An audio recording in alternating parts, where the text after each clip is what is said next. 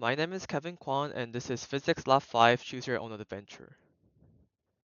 For this lab, I did experiment only, and the experiment I chose is rolling down different objects with different moment of inertia down an inclined plane and observing its motion. The purpose of the lab is to model and analyze how an object's moment of inertia affects its acceleration and motion down an inclined plane using both theoretical equations and simulation data. The model was objects rolling down an inclined plane, and the fundamentals physics principles included Newton's second law, energy principle, and moment of inertia. The system includes the frictionless cube, solid cylinder, cylindrical shell, solid sphere, spherical shell, and the Earth. There weren't any surroundings. For findings, all objects started from the same height and had the same mass and radius, but the arrival times differ due to the shapes affecting rotational inertia. The object with the lower moment of inertia reaches the ground first. Newton's second law states that the rate of change in momentum is equal to the vectorial sum of forces on the body. From Newton's second law, we can derive the velocity update and position update formula. The energy principle states that the change in total energy of the system is equal to work done on the system by the surroundings plus thermal energy exchanged between the system and the surroundings. In this experiment, there is no surroundings, so work and Q is equal to 0, which means the change in total energy of the system is also equal to 0.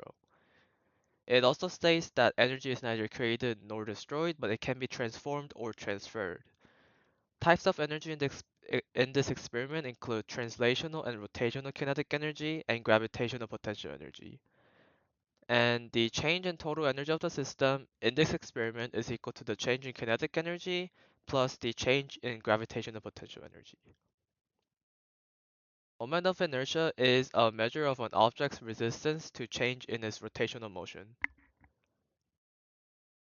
The initial conditions were that the mass was 1 kilogram for all objects, height was 5 meters for the inclined plane, the inclined angle was at 25 degrees, and initial velocity was at rest. This is the experiment video.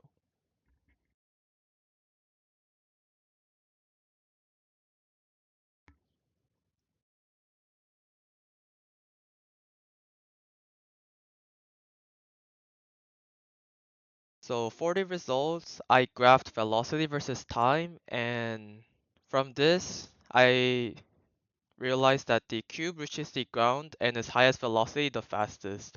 Rotating objects accelerate slower. Objects with lower moment of inertia have faster acceleration, and order of speed and when the object reaches the ground matches moment of inertia ratios.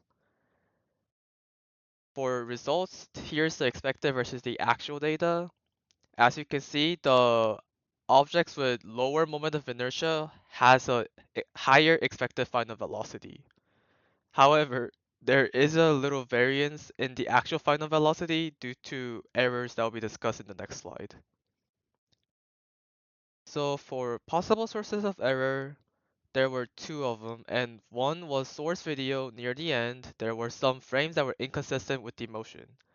And for second one, there are human errors in which the tracker points are inconsistent and not always in the center of the mass.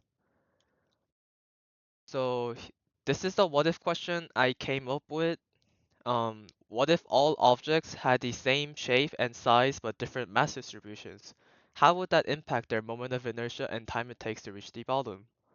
For this answer, for the answer to this question, I said objects with more mass concentrated near the center have a lower moment of inertia. Objects with more mass spread out towards the edges have a higher moment of inertia, and since the total mechanical energy is conserved and split between translational and rotational kinetic energy, an object with less rotational inertia will convert more of its energy into translational motion, making it faster to reach the bottom.